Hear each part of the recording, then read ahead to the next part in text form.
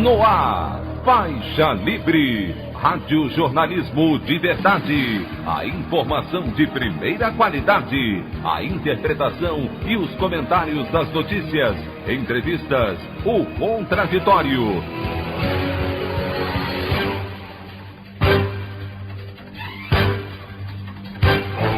Tudo para aproximar você cada vez mais da realidade do Brasil e do mundo. Apresentação: Anderson Gomes. Presidente Jair Bolsonaro demite ministro do Turismo Álvaro Antônio após ataques ao chefe da Secretaria de Governo Luiz Eduardo Ramos. Ordem dos Advogados do Brasil entra com ação no Supremo Tribunal Federal para exigir que o governo federal autorize vacinação emergencial contra a Covid-19 no país. Resposta do governo é imediata e ministro da Saúde, Eduardo Pazuello, admite imunização já em dezembro, caso a farmacêutica Pfizer consiga autorização na Anvisa. Comitê de Política Monetária do Banco Central mantém taxa básica de juros em 2% ao ano em sua última reunião em 2020. Essas e outras notícias da edição desta quinta-feira, 10 de dezembro do ano de 2020 do programa Faixa Livre.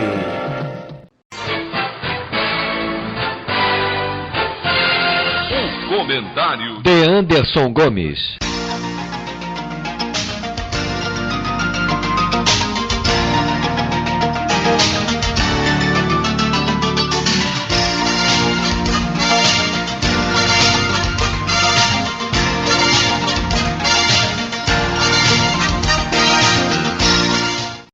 Bom dia, ouvintes.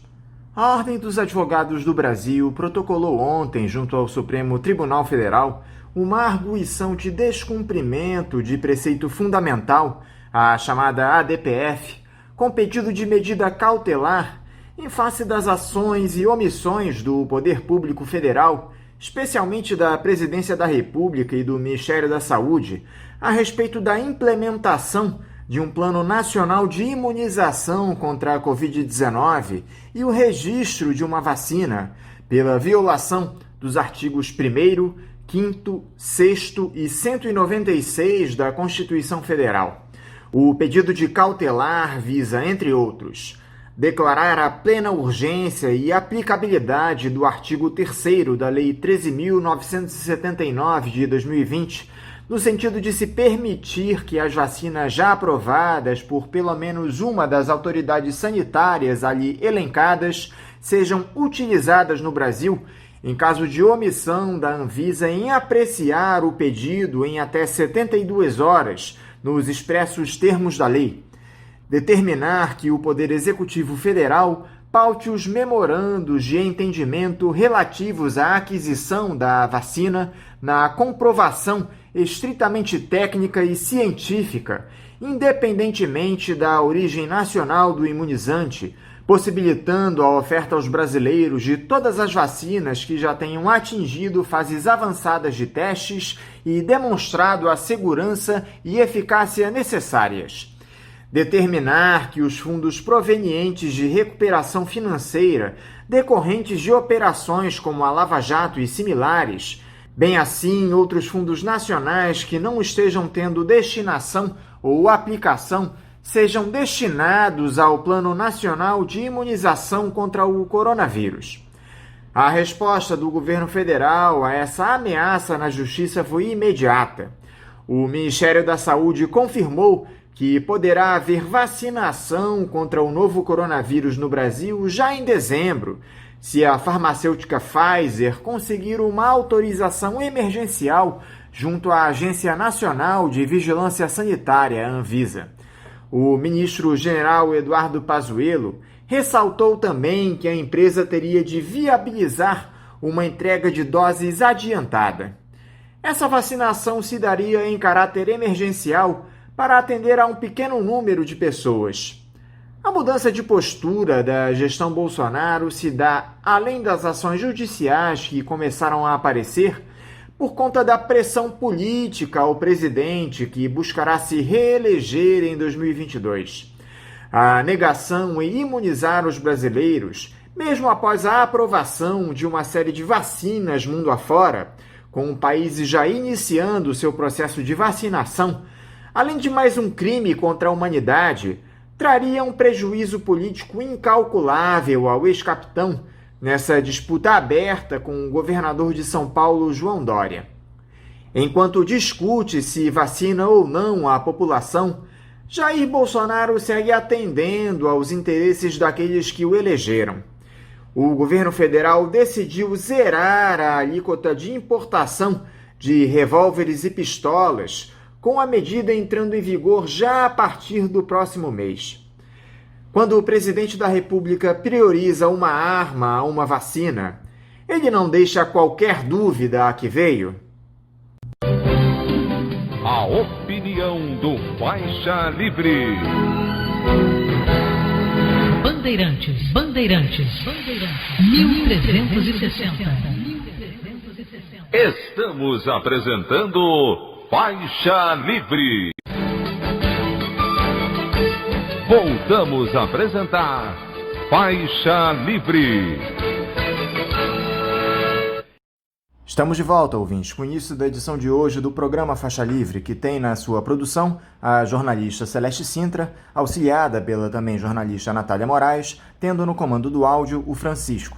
Meu bom dia a todos. E meu bom dia também a você, que pode aqui participar nos enviando mensagens eletrônicas para o endereço ouvinte@programafaixalivre.com.br ou ainda registrando suas participações diretamente nas nossas redes sociais. No Facebook, nossa página é o Programa Faixa Livre. No Twitter e no Instagram, para deixar o seu recado, basta seguir os perfis @PGMFaixaLivre.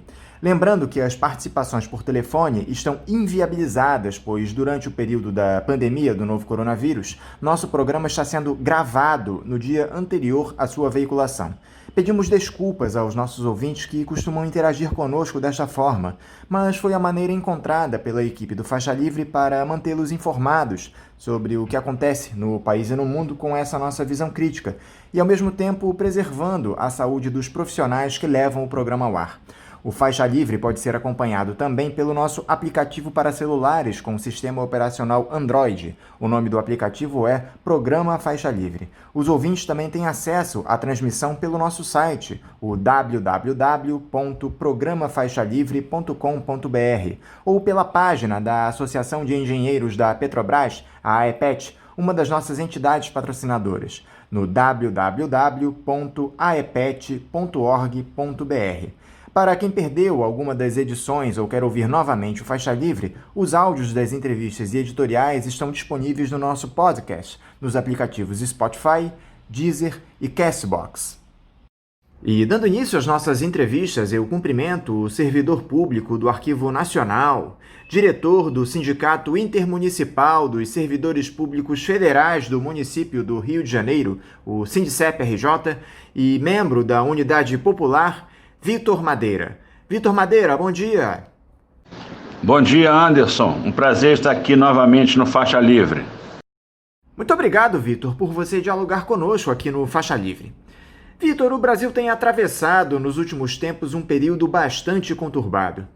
A chegada de Jair Bolsonaro à presidência da República, talvez o pior chefe de Estado que temos na história do país, veio acompanhado de uma crise de saúde sem precedentes provocada pela Covid-19. Eu queria começar, Vitor, te pedindo uma avaliação para esses quase 2 anos do governo de Jair Bolsonaro. O panorama atual do nosso país é mais ou menos o que você imaginava lá no início de 2019? Anderson, sem dúvida, nós podemos afirmar hoje que o presidente Jair Bolsonaro é o pior presidente que a República Brasileira já teve. É o pior presidente. Nós, em 2019, na eleição de 2018, já tínhamos a perspectiva que um governo que foi eleito depois de um golpe, num governo democrático da presidente Dilma, e com toda a campanha de ódio, a campanha antipolítica, a campanha antipopular que ele fez, esse governo já traria vários prejuízos à nação brasileira. Porém, ele está se esmerando em ser muito ruim. Por quê? Porque a Covid-19, a pandemia, trouxe a face mais cruel desse governo, que é a face criminosa. Dos mais de 170 mil mortes que nós temos no Brasil, grande parte dessas mortes podemos colocar nas costas do seu Jair Bolsonaro, que tem uma postura criminosa.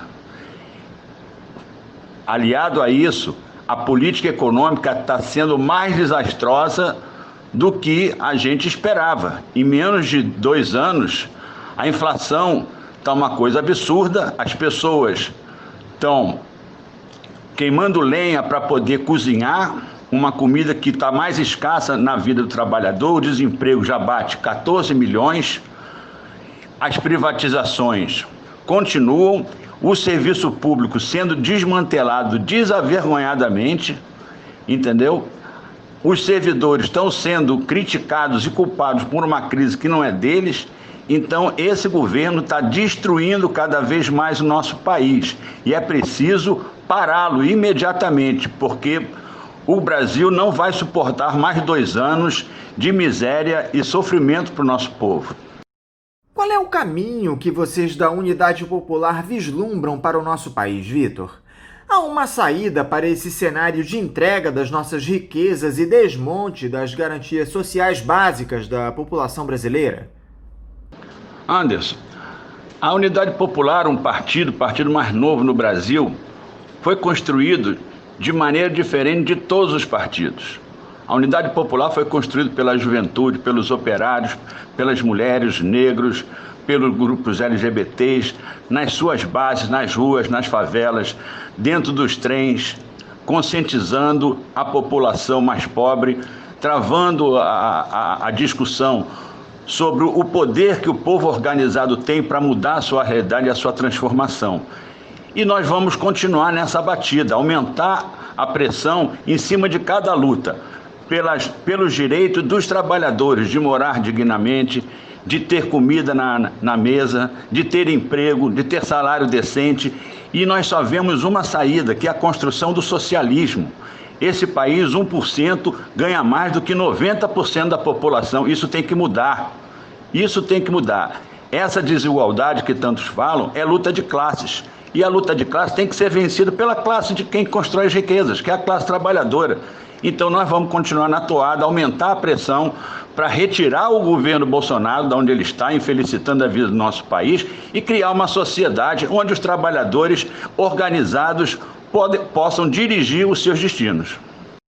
E como dar o protagonismo ao povo, Vitor, se a nossa burguesia é absolutamente irresponsável e gananciosa, se não há o menor sinal de que esse cenário possa mudar?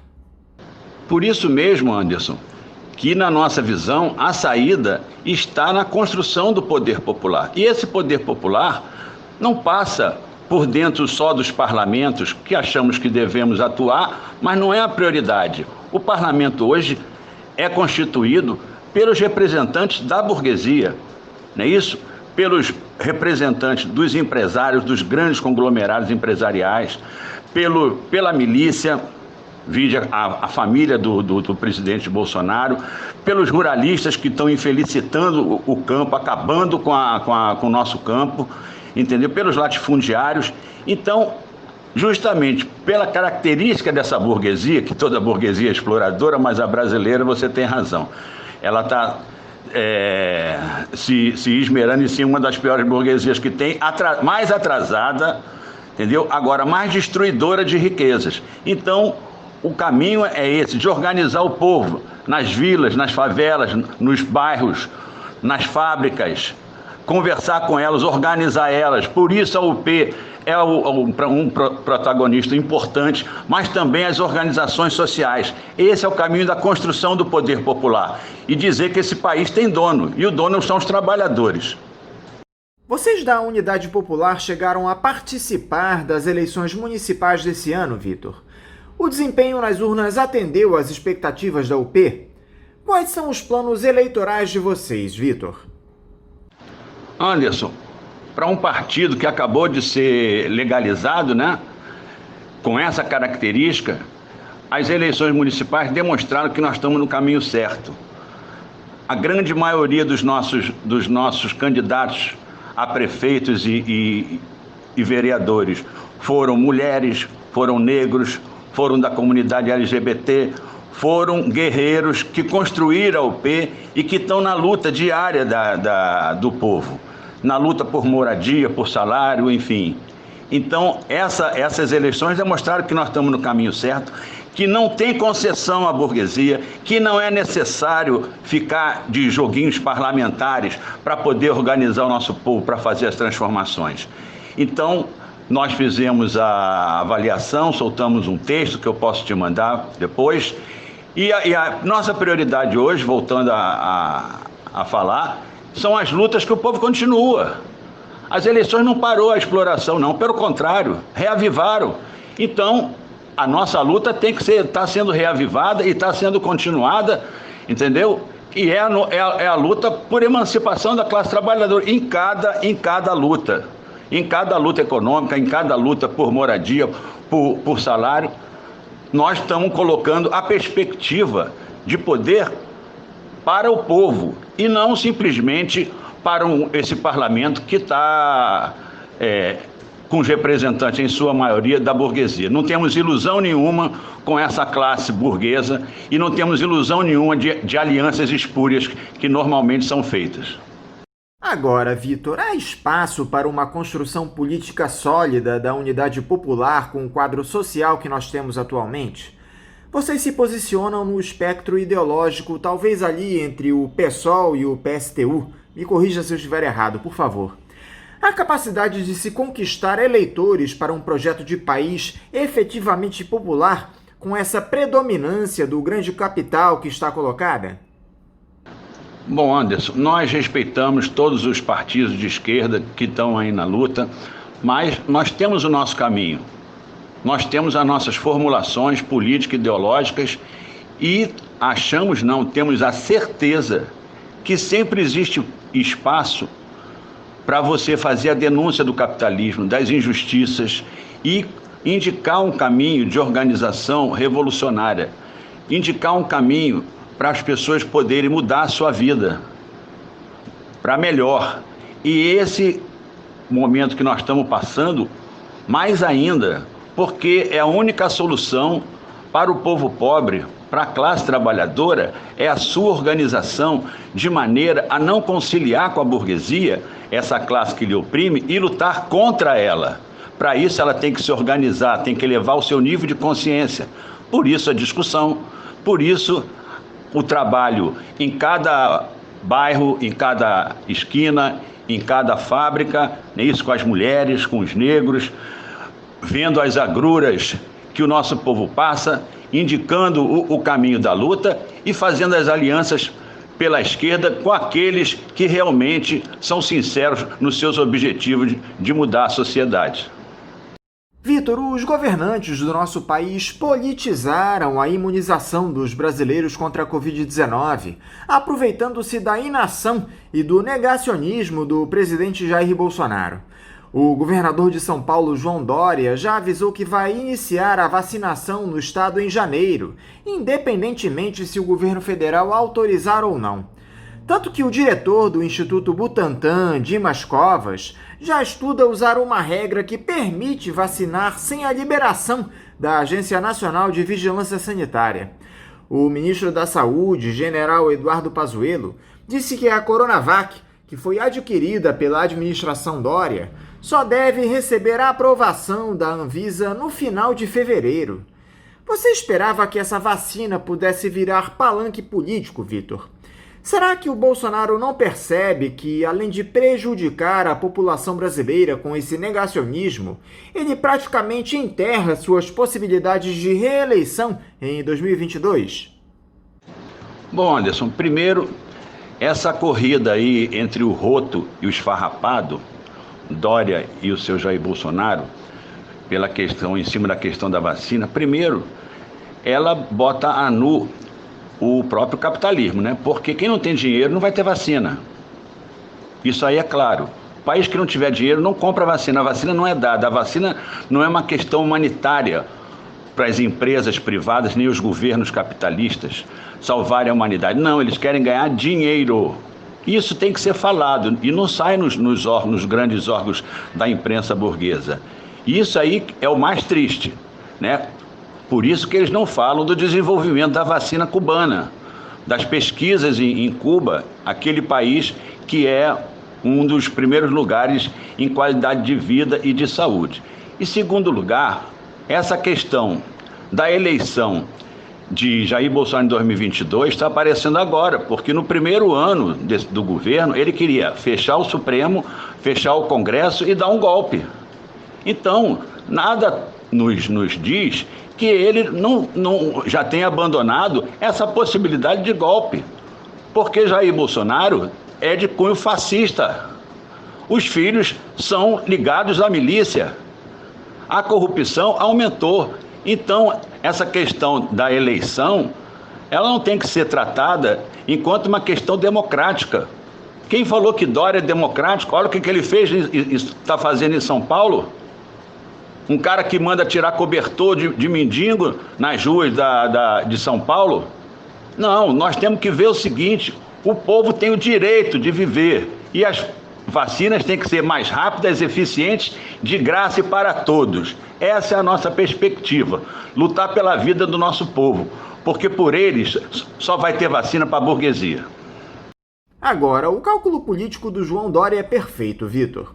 Em se confirmando o início da vacinação em São Paulo em janeiro, no dia do aniversário da cidade, bem antes do calendário nacional, e abrindo a imunização para qualquer brasileiro que esteja no estado, ele se coloca como nome a ser derrotado nas eleições presidenciais.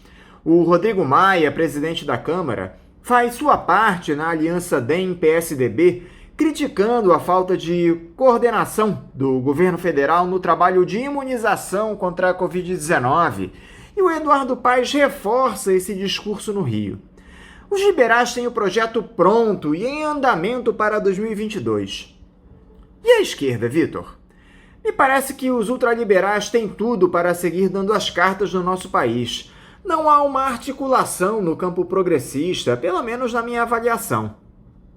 Bom, Anderson, essa questão nos leva àquela velha discussão, porque a esquerda não se une, porque a direita é unida, e o que não é uma verdade, né? Porque se você for ver bem, nós temos muito mais partidos de direita, representantes da burguesia, os liberais, neoliberais, direita, ultradireita, do que o campo da esquerda.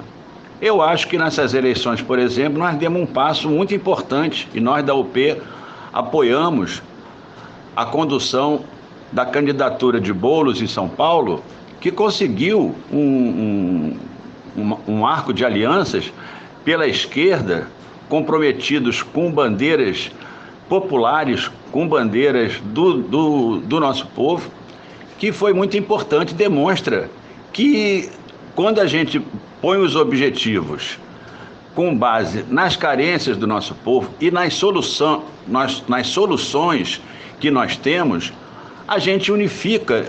E unificar não quer dizer que cada um vai largar o seu partido para ficar todo mundo num partido só. Não. Unificar é em cima de um programa, em cima de bandeiras que a gente vai levar para a população e principalmente sempre dialogando com o nosso povo nas várias frentes. Por exemplo, ninguém fala da taxação das grandes fortunas, ninguém fala na nacionalização dos transportes, na estatização dos transportes que nós defendemos. Os transportes, por exemplo, tem que ser estatal. Nós temos uma experiência aqui em Maricá, do companheiro Coaquá, do PT, que tem lá o vermelhinho cobrando R$1. Por que um trabalhador tem que deixar quase 40%, 30% do seu salário para pagar a FETransporte, para manter aqueles donos de empresa de transporte que oferecem um transporte de péssima qualidade, ganhando dinheiro e lucros absurdos? Essas bandeiras e outras, mas reforma agrária. Anderson, reforma agrária tem nos Estados Unidos e aqui não se fala mais, não é isso? A questão do meio ambiente.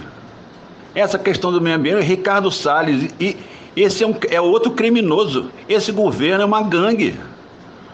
Olha só o que nós estamos vivendo. Você fala sobre a pandemia. Como é que você quer que um presidente que manda o Exército, que está se prestando a um papel ridículo, as Forças Armadas estão com um papel ridículo.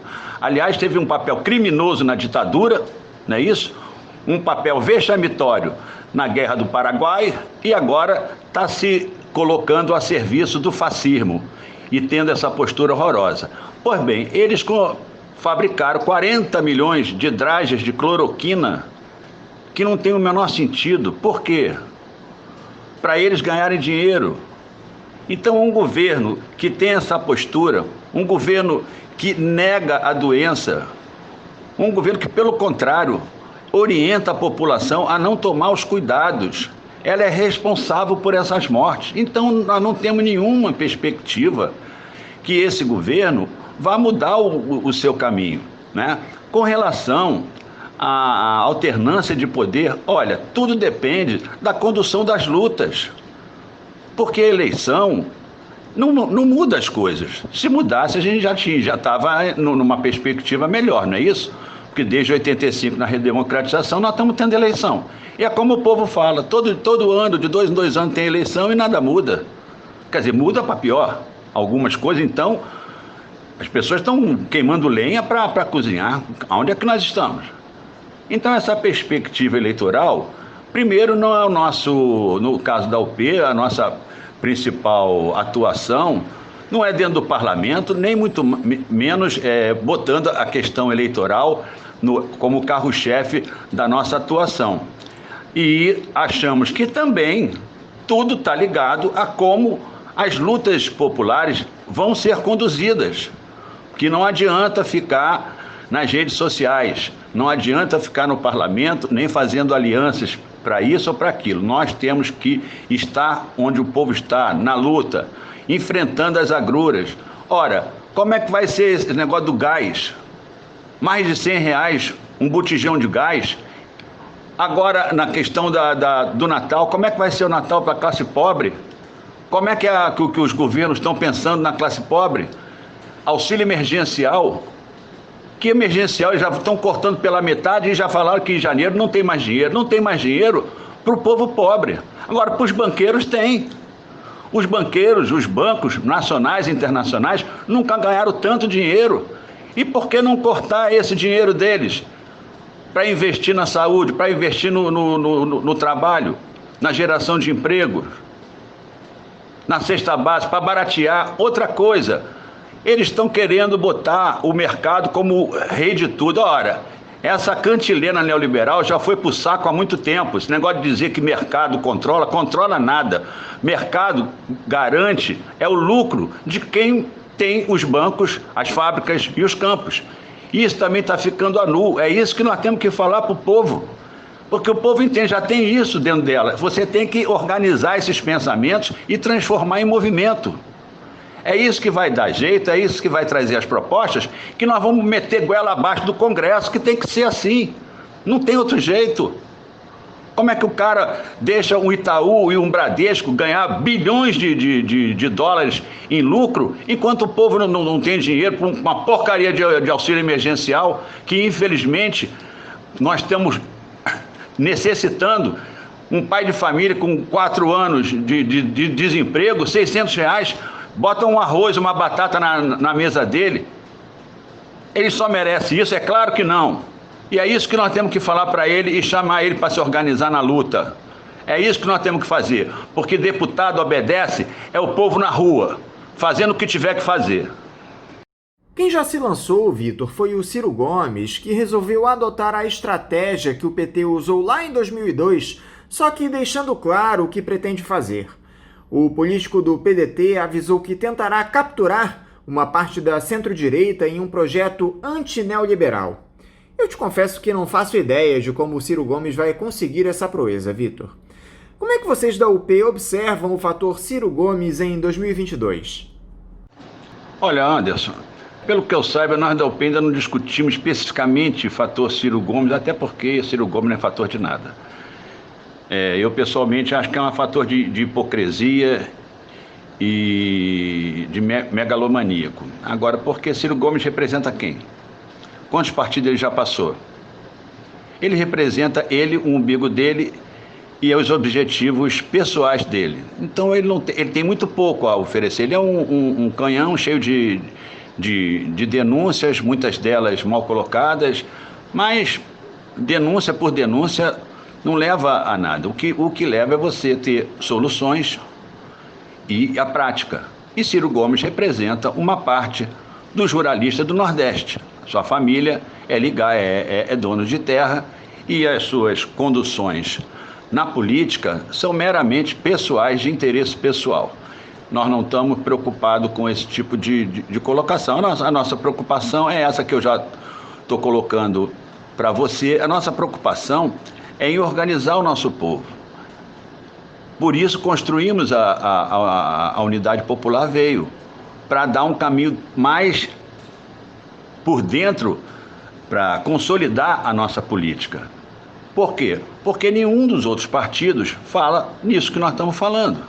O nosso programa prevê nacionalização da maioria do setor produtivo do nosso país. E nenhum partido fala sobre isso. Uns dizem que é impossível, outros dizem que é coisa de comunista e por isso tem que ser contra, né? A direita fala isso e ainda bem que ela fala, porque é isso mesmo que nós queremos, né? E nós queremos tirar os privilégios dela. E para tirar privilégio não tem outro caminho. E não é por dentro só do parlamento, pelo contrário, é de sitiar o parlamento com a luta do povo. Não é isso? Então, Ciro Gomes, Dória, seja lá o que for, se não tem alternativas para o nosso povo, porque as alternativas deles já foram colocadas em prática. É o que nós falamos, o capitalismo já deu o que tinha que dar. Não é isso? É um sistema que organiza a sociedade brasileira, a sociedade humana, que só tem a oferecer miséria, fome, desemprego. Veja a questão cíclica de suas crises. Toda hora tem crise do capitalismo. Para quê? Para eles se renovarem no poder, porque não tem mais nada de novo. A revolução tecnológica trouxe bens para quem? Quem pode? Olha, não tem computador para as crianças terem aula não presencial, para poderem continuar estudando. Aí eles falam, não, tem que lavar a mão para não pegar coronavírus. Olha, no Rio de Janeiro não tem água, falta água. Tem que ter revolução tecnológica, tem apagão no Amapá. Que negócio de revolução tecnológica, para quem?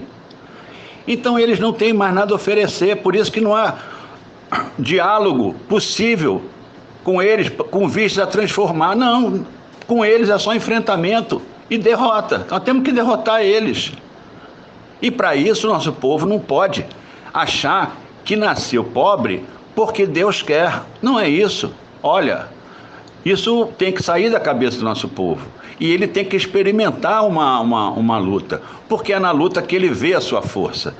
Não é na eleição, votando lá para um cara que daqui no dia seguinte está traindo o voto dele. Não, é ocupando uma terra e plantando, e ver que ele pode ter uma terra e plantar e ele comer da sua terra e produzir. É ocupando esses imóveis todos que estão desocupados aí, principalmente do governo federal, e dizendo o seguinte, olha, isso aqui não pode ficar vazio, acabar com a exploração imobiliária. Nós temos 8 milhões é o déficit habitacional no Brasil. Por quê? Porque existe a exploração imobiliária. Uma pessoa tem mais de 150 imóveis, não é isso? Não pode ter isso. E para isso nós temos que ocupar. Quando ocupa, aquela família fala o seguinte, puxa vida, por que estava desocupado e eu morando na rua? Quando ela ocupa na marra, não é isso? Na ocupação mesmo, e vê que conquista o seu teto, aí ela aprende que ela pode ser a transformadora. Ela é o dono da sua transformação. Que só o povo muda, Anderson. Só o povo organizado e em movimento vai mudar essa situação. Vamos atuar em todos os cantos, inclusive nas eleições, mas falando para o povo que isso não muda. O que muda é a luta concreta do nosso dia a dia. E aí ela aprende, se organiza e começa a ser dono do seu destino. É essa a mensagem da UP. Houve uma enorme euforia com a participação do Guilherme Boulos nas eleições em São Paulo, Vitor, ainda que ele tenha sido derrotado no segundo turno pelo Bruno Covas. Você enxerga o Boulos como uma nova liderança ascendente no campo progressista, mirando o Palácio do Planalto? Bom, primeiro, Anderson, nós não achamos que o Boulos tenha sido derrotado. A candidatura de Boulos e Erondinos foi uma candidatura vitoriosa. É como ele mesmo falou, era Davi contra Golias, e olha, o Golias levou uma pedrada. E foi fundamental para a luta continuar. O Boulos é fruto da luta popular, essa que eu venho falando durante a nossa entrevista toda. Há 20 anos, ele conta a história dele, há 20 anos que ele ele dedica a sua vida à organização do povo. E veja o que é o MTST, veja o que é o MLB, o Movimento de Luta nas Vilas e Favelas. São movimentos que conquistam a casa própria e transformam a vida das pessoas e, principalmente, criam militância. É como o MTST grita, né? Aqui está o povo que veio para lutar. O MLB grita, o MLB luta para valer. É isso que muda a vida das pessoas. E o Boulos é fruto dessas lutas. E por isso ele é uma liderança hoje popular, que nós respeitamos e nos aproximamos muito nessa campanha, que foi uma campanha que ele fez nas ruas, junto conosco em São Paulo, falando dos problemas, na rua, conversando com as pessoas, colocando propostas, e nós achamos que ele é um bom companheiro e que tem todo o direito a pleitear qualquer cargo de direção nessa democracia burguesa que nós vivemos. Porque ele conquistou isso, não foi dado pela família dele, não foi dado por um dono de banco, nem um dono de conglomerado privado. Ele conquistou isso, foi na luta. O povo reconhece ele como liderança. Por quê? Porque ele estava na luta, não estava no gabinete, não. E é isso que nós da UP fazemos todos os dias. E o que é que vocês da UP esperam de 2021, Vitor? Há alguma possibilidade de nós sairmos desse buraco em que o Jair Bolsonaro nos enfiou? Depois da vacina contra a Covid-19, você acha possível que haja mobilizações populares que venham a enfraquecer o bolsonarismo no país? Olha, Anderson, a realidade está aí para quem quiser vê-la diretamente. Quem diria que o governo de Bolsonaro estaria tão desprestigiado quanto está com menos de 2 anos? Quem diria que as esquerdas já tivesse uma perspectiva de unidade? Internacionalmente, nós começamos há 2 anos atrás, a Bolívia tinha sofrido um golpe, a Argentina estava na mão da direita, não é isso? E agora, como é que está, companheiro? As coisas mudam quando o povo se mobiliza. A verdade aparece. E quando aparece, a população, o povo pobre, trabalhador, tem que estar preparada para enfrentar e transformar ela. E está transformando. E para 2021, evidentemente que nós não vamos esperar 2021. Nós já estamos nas greves, na luta do serviço público contra a reforma administrativa. Não é isso? Nós estamos na luta já. A luta não parou, como eu já falei. Então, para 2021, nós vamos intensificar, sabe por quê também? Porque vai ser necessário, mais do que necessário, porque as perspectivas para 2021 são piores do que 2020, porque esse governo é um governo genocida. Nós queremos a vacina para todos e vamos lutar por elas. Nós vamos lutar por elas. Nós queremos um Natal melhor para o nosso povo e vamos lutar por esse Natal.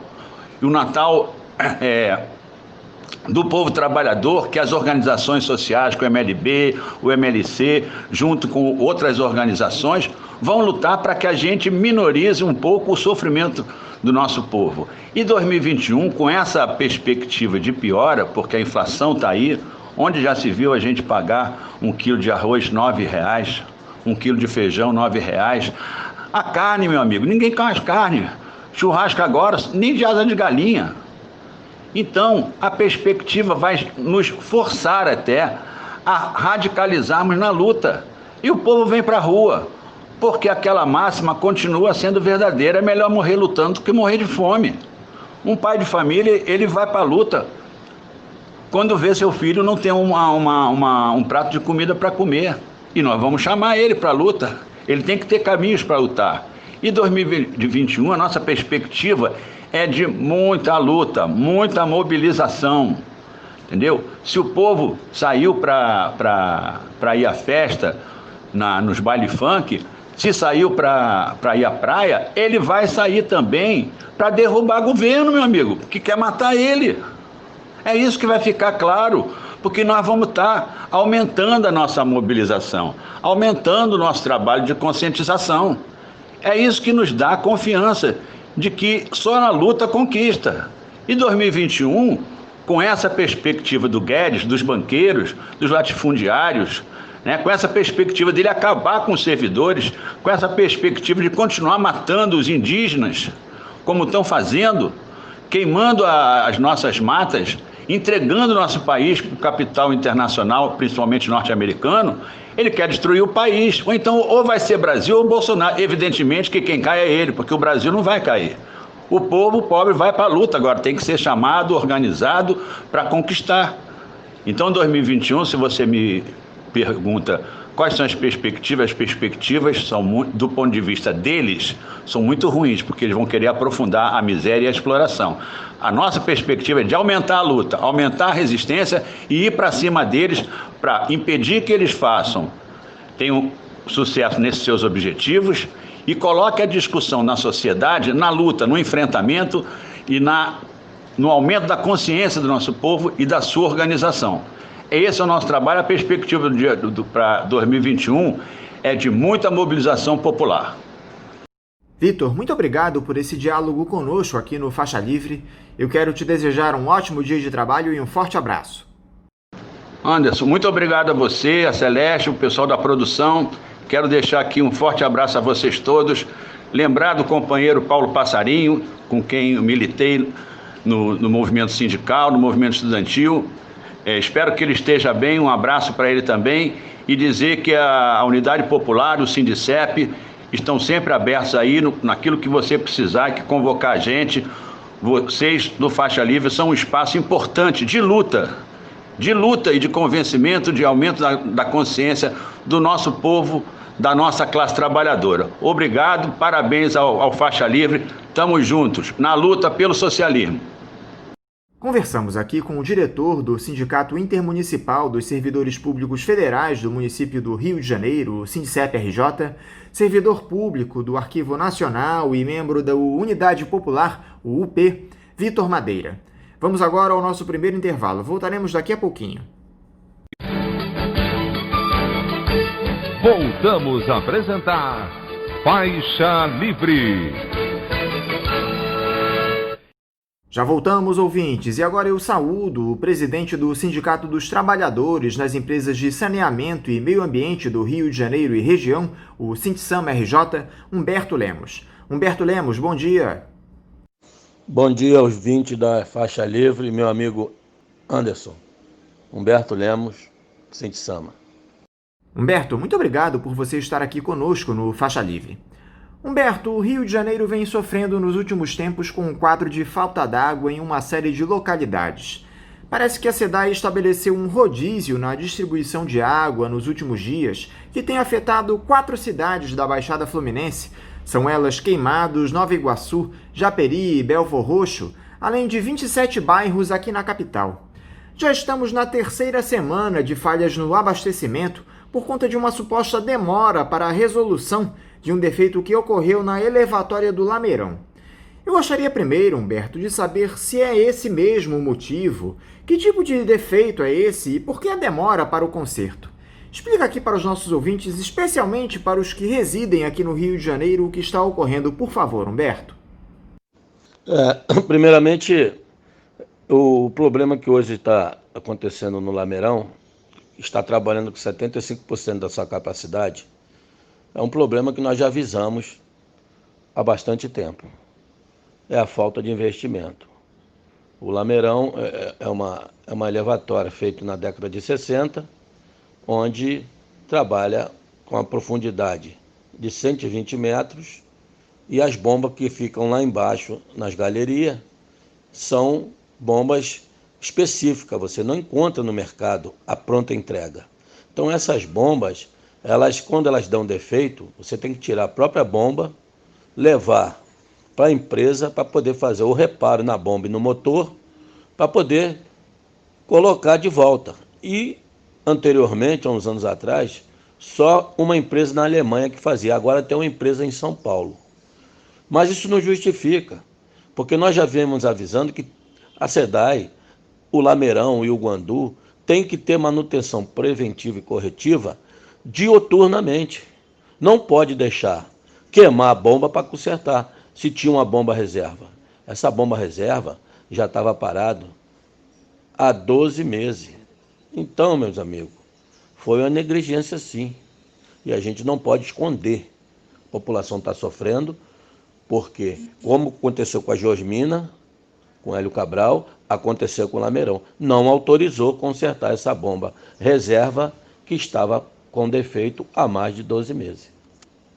Já há uma previsão, Humberto, para o término dessa manutenção e para o restabelecimento do fornecimento pleno de água para a população fluminense? Anderson, estamos cobrando muito. E a previsão é que no dia 17, essa bomba esteja, o motor e a bomba esteja já verificado o seu problema, já consertado, e mais 4 a 5 dias para montar. Por quê? Porque é uma logística muito difícil. Tem que descer, é uma rocha, tem que descer por elevador e sendo montado aos poucos. Por isso que nunca pode deixar, porque são 5 bombas de 9.000 HP. Nunca pode deixar uma queimar, porque trabalham 4 continuamente e fica uma reserva. Então, se alguma der defeito, essa reserva supre. O que está ocorrendo é que essa reserva queimou e não consertaram. Ficou trabalhando no limite. Quando deu defeito em mais uma, o que era 100%, que estava no limite, são 4, caiu o abastecimento para 75%. Se queimar mais uma, cai para 50%. Então, por que o Citsama está em cima na SEDAI, trabalhando, correndo atrás? Por quê? Porque não pode, sempre avisamos, não pode ficar sem uma bomba reserva. Isso aí até na nossa residência. Se a gente puder, a gente tem uma bomba e tem sempre uma lá para quebrar um galho lá, porque é assim que funciona. Um edifício, um prédio, você tem lá, pode ver na manutenção, tem uma trabalhando e a outra está parada. Porque se der defeito naquela que está trabalhando, você tem como suprir e dá tempo de você fazer o serviço de forma mais tranquila, de forma feita como tem que ser, a manutenção corretiva e preventiva que foi negligenciado na gestão do seu Hélio Cabral. E nós estamos pagando, o povo do Rio de Janeiro, o preço do descompromisso com a coisa pública. Algo que nos preocupa muito, Humberto, é que nós estamos nos aproximando do verão, época do ano em que o consumo de água aumenta bastante e ainda temos uma pandemia pela frente. Podemos ter um início de 2021 sem água aqui no Rio de Janeiro, Humberto? O que foi falado para a gente ontem é que no dia 20, no mais tardar 20 de dezembro, essa bomba está em funcionamento.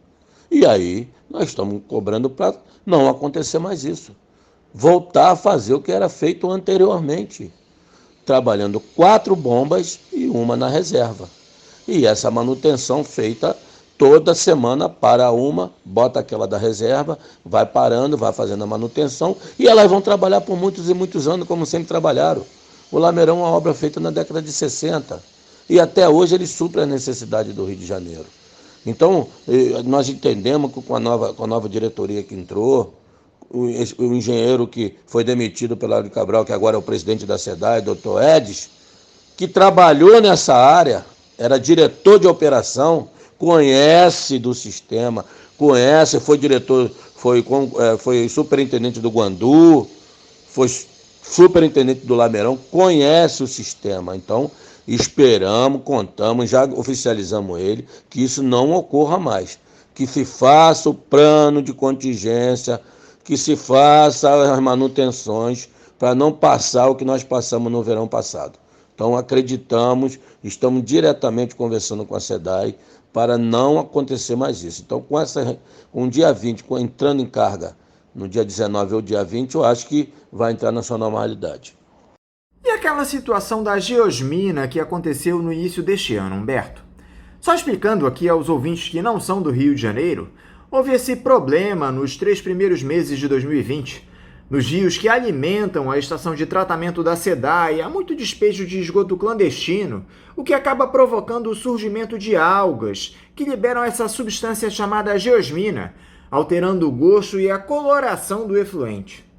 Há um risco de que tenhamos a repetição deste cenário no próximo verão, Humberto. A SEDAI tem feito algo para evitar esse problema? Na verdade, ouvinte da Faixa Livre, amigo Anderson, o problema das algas, do esgoto que é jogado na cabeceira do Rio Guandu, a gente tem que deixar registrado aqui também que estão botando tudo no colo da SEDAI. Os municípios são responsáveis também. Por quê?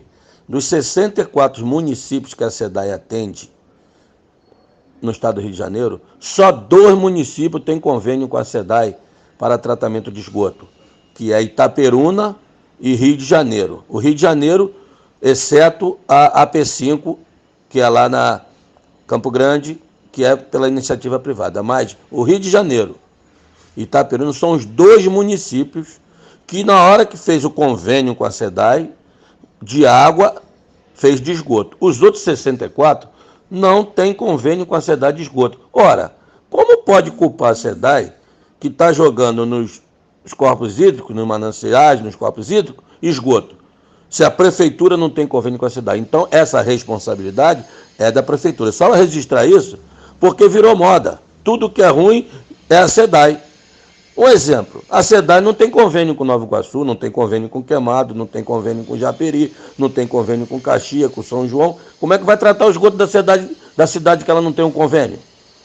Se o esgoto está a cargo da prefeitura.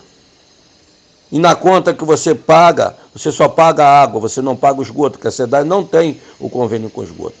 Então, se falaram que iam fazer um cinturão, que o governo do estado, com o INEA, junto com a SEDAI, com as prefeituras, com o governo federal, ia fazer um pool dos entes federativos para trabalhar um problema emergencial, para tirar da cabeceira do rio, desviar esse esgoto, que esse esgoto é de difícil tratamento.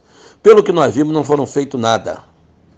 Não foi feito nada. Mas a SEDAI está se preparando no Guandu para contingenciamento que ela está fazendo para, quando tiver a chuva de verão, ela fazer uma manobra que sempre foi feita, que essas águas não entrem na estação para poder não ter o problema de geosmina. Mas então o problema da geosmina não é um problema da SEDAI, é um problema de 25, 30 anos que não se fazem nada. Nos municípios não faz uma estação de tratamento de esgoto. Então, a culpa desse descompromisso com o povo é da todos, município, o Estado, não a SEDAI, o Estado e o governo federal. Enquanto trabalharem de forma separada, esse problema não será resolvido. Desde que se estabeleceu a possibilidade de privatização da SEDAI por conta daquele regime de recuperação fiscal assinado entre o governo do estado e a União, onde a empresa foi dada como garantia de pagamento do empréstimo, começaram a se suceder vários episódios estranhos na companhia, Humberto. Primeiro, aquele problema grave da geosmina no início do ano passado. Depois houve uma série de casos de desabastecimentos. Houve até denúncias de corrupção na companhia. Isso não me parece apenas coincidência, Humberto. Por que nós temos essa sucessão de episódios na SEDAI? Que tipo de interesses direcionam esses casos que provocam reclamações justas da população do Rio? Primeiro, quando na entrada do governo Wilson Witzel, que já foi defenestrado já pelo que ele fez, ele colocou um presidente que veio com o intuito de desmoralizar a empresa perante a opinião pública e para poder prepará-la para privatização. Haja vista que hoje ele representa, o Hélio Cabral representa no Conselho Metropolitano da região metropolitana, ele representa os empresários. Então, hoje, está lá representando os empresários no conselho da região metropolitana. Então, o Hélio Cabral veio com o intuito de desmoralizar a empresa para facilitar a sua entrega ao capital. Porque a SEDAI, em 2018 e 2019, ganhou o prêmio da revista Exame com uma empresa de excelência. Então, a gente também, tanto que nós denunciamos, fomos para a Alerj e tiramos esse cidadão. Esse cidadão que já vinha lá de Mariana, naquela questão daquela barragem, aquela morte lá em Brumadinho, lá em Mariana, quer dizer, ele já tinha um passado nebuloso.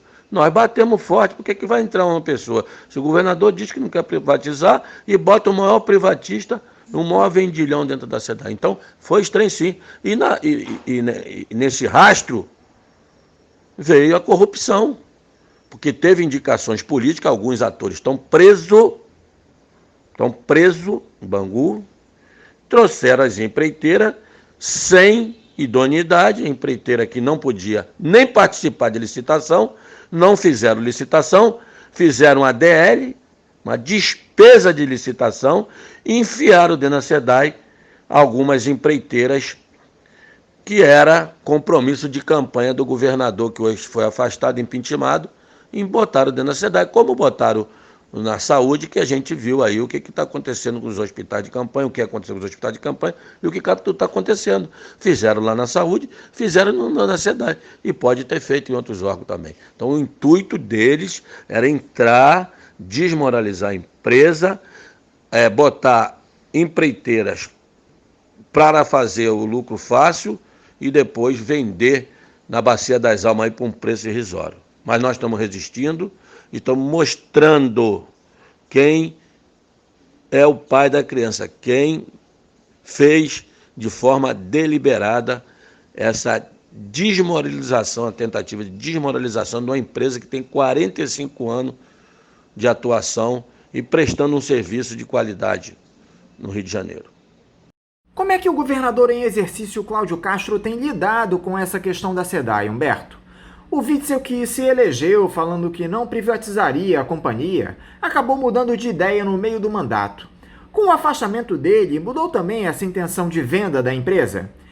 Ele atende ao mesmo discurso de desmonte da SEDAI, Humberto?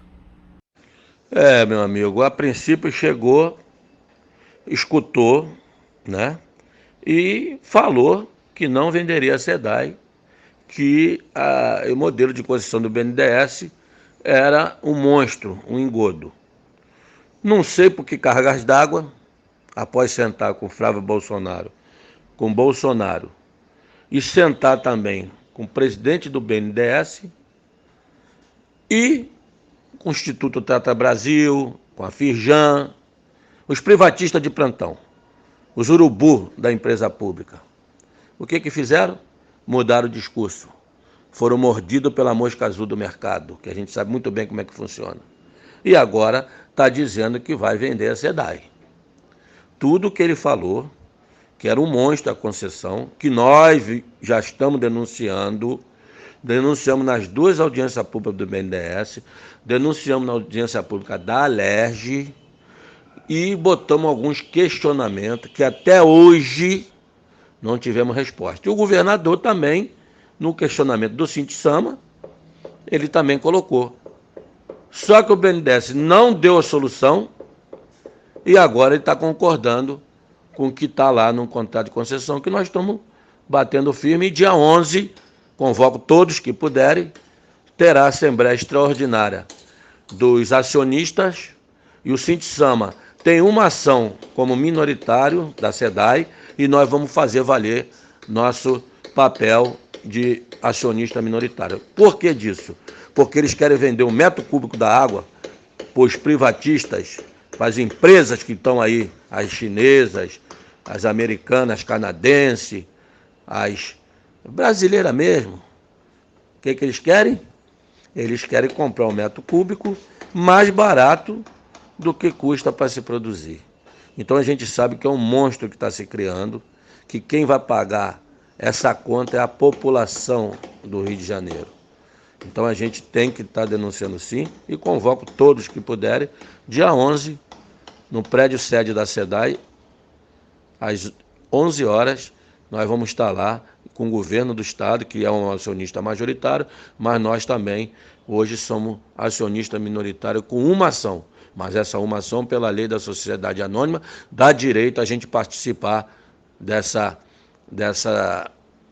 questão. Então vamos estar lá, vai ser uma assembleia extraordinária.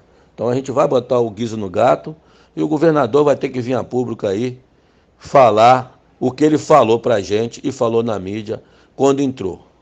Então a gente está aí, estamos lutando e vamos lutar, porque se privatizar, pode ter certeza, nenhuma empresa no mundo que privatizou a água baixou de preço, pelo contrário, tiveram que se reestatizar para poder botar água de qualidade e o preço cair, porque chegou num momento que o preço era tão alto que a população não conseguia pagar. Haja visto em Cochabamba que se criou a guerra da água e expulsou as empresas que era canadense, porque a população teve que fazer uma revolução e retomar as empresas, porque o litro de água lá estava custando uma fortuna. Então a gente já viu esse filme e sabe que o capital só vem por locais que dão lucro.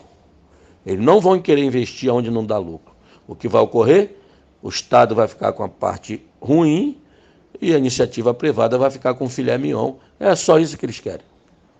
E como a população tem tratado os profissionais da SEDAI, Humberto, diante de um quadro de demonização da empresa junto à opinião pública? Há denúncias de ofensas e agressões contra os funcionários da companhia? Amigo Anderson, muito pouco.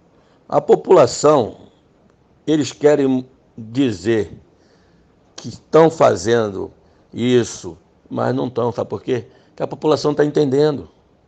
Porque, olha só, tem muitos bairros no Rio de Janeiro que está sem luz, há bastante tempo, que está sem gás, que o ônibus foi tirado, não passa mais na porta dele, que os serviços de saúde e educação, as clínicas, as escolas estão fechadas.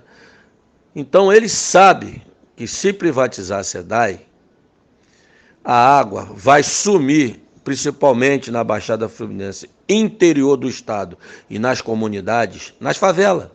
Essa água vai sumir, quando vier, vai vir com preço exorbitante. Então a população sabe que o menos culpado são os trabalhadores da SEDAI.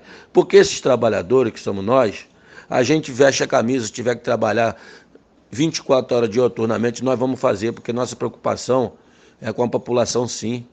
E estamos fazendo isso. Agora, tem lugar que você chega ao desespero, que quando chega um carro-pipa, a pessoa não tem água. A gente entende isso, mas não é contra o trabalhador da SEDAI. É a situação que chegou, é a falta que ninguém vive sem água. Mas eles já entenderam que isso aí está sendo fabricado, esse caos, para poder justificar o injustificado, que é a privatização da SEDAI. Para encerrar, Humberto, eu gostaria que você deixasse uma mensagem para a população que vem sofrendo com a falta d'água nos últimos tempos. O que é que pode ser dito em um momento grave como esse, em meio a uma pandemia, quando a necessidade de se manter a higiene pessoal é mais que candente? Falar para a população, amigos ouvintes, é que nós temos que ter fé que a SEDAI ela vai passar por isso e vai sair mais fortalecida, porque a gente já diagnosticou aonde é o problema e quem é o problema. O problema, como eu coloquei, foi o senhor Hélio Cabral. Ele fez isso tudo de forma premeditada. E dizer que a privatização não é a solução. A solução é uma empresa pública de qualidade, levando serviços para a população. Eu sei que o momento é crítico, passamos pelo momento de falta d'água, mas vai passar.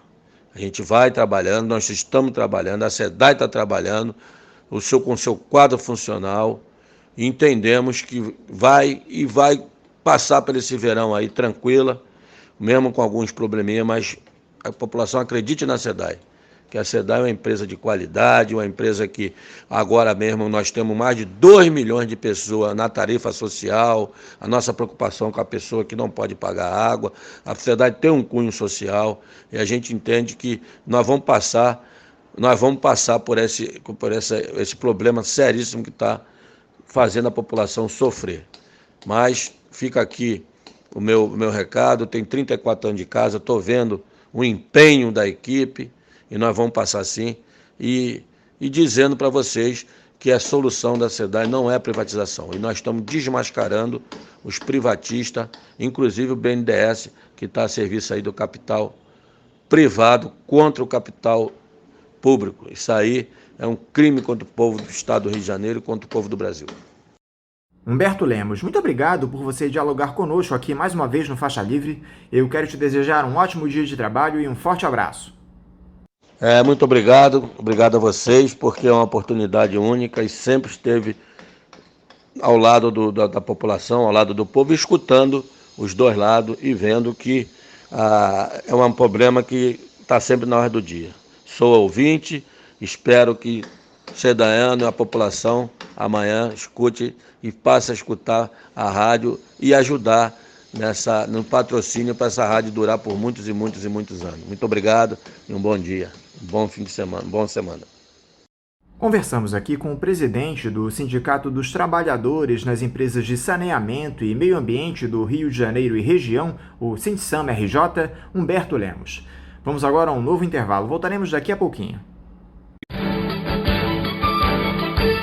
Voltamos a apresentar Faixa Livre. Estamos de volta, ouvintes. Nós tínhamos agendado para esse bloco uma entrevista com o presidente da Associação de Funcionários do BNDES, o Arthur Koblitz, mas infelizmente, por conta de uma impossibilidade na agenda, não foi possível que ele conversasse conosco aqui no programa. Por conta disso, nós vamos repetir a entrevista que foi ao ar ontem com a economista Mirelle Malaguti. Mirelle Malaguti, bom dia. Bom dia, Anderson. Eu saúdo a você e a todos os nossos ouvintes. Gostaria de agradecer o convite e espero poder contribuir aqui para esse debate. Muito obrigado, Mirelle, por mais uma vez você estar aqui conosco no Faixa Livre. Mirelle, o estado do Rio de Janeiro vem passando por uma situação muito complicada nos últimos anos. Não é novidade para ninguém. Os cofres estão vazios e não há muitas perspectivas de uma mudança neste cenário no curto e médio prazo. Eu gostaria de começar essa entrevista com uma avaliação sua, Mirelle, para o cenário das contas do Estado nesse último mês de 2020. Como é que os cofres do Rio terminam o ano, Mirelle? O cenário é pior do que tínhamos em dezembro passado? Anderson, a situação econômico-financeira do Estado é bem complexa, né?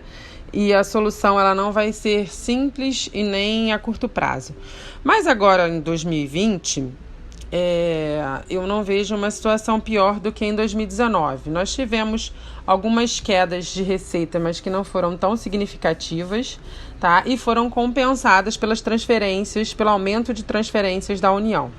Então, de janeiro a outubro de 2019, nós tivemos uma arrecadação de royalties de quase 10 bi, e embora a gente tenha tido parou a produção durante um tempo, a nossa arrecadação de royalties em 2020 está em torno de 8.600. A arrecadação tributária, né, que é a mais importante, nesse período, ano passado, foi em torno de 29 bilhões. Esse ano nós tivemos, nesse mesmo período, 28 bilhões. Tá? Agora, a gente teve uma compensação importante nas transferências correntes, em especial nas transferências da União, que ano passado foi de 4,7 bi nesse período, e esse ano já está em 7,8 bi. Então, o que acontece é que no total, as nossas transferências, nossas receitas correntes do ano passado foram 48 bilhões e 800 milhões E as nossas receitas correntes desse ano estão em 48 bilhões 980 milhões. Então, não há uma perda significativa de receita, pelo contrário, do ponto de vista nominal, a gente pode falar até um aumento, né? Mas aí, deflacionando, a gente pode ter uma perda aí, mas não significativa. Eu falei a respeito de perspectivas, Mirelle. Você observa alguma possibilidade de melhora com a confirmação do impeachment de Wilson Witzel, que pode acontecer nas próximas semanas, e a efetivação do Cláudio Castro? É fato que o governador em exercício tem trânsito com o Palácio do Planalto, mas esse diálogo pode se reverter em uma ajuda financeira para o Rio, seja em condições mais vantajosas naquele regime de recuperação fiscal que está para ser renovado, ou em algum outro tipo de medida. Anderson, infelizmente existia uma tensão entre o governador Wilson Witzel e o presidente Bolsonaro que dificultava, que refletia numa relação um tanto difícil para o estado do Rio de Janeiro, na relação com a União, e acredito que o regime de recuperação fiscal hoje a gente consegue renovar ele, o que é extremamente necessário para o Estado, porque sem a renovação do regime de recuperação fiscal, o Estado não consegue pagar os seus servidores em dia. E agora a gente vai ver, isso aí acho que serão mais cenas dos próximos capítulos, se isso trará, se o governador em exercício vai conseguir uma interlocução melhor com o governo federal.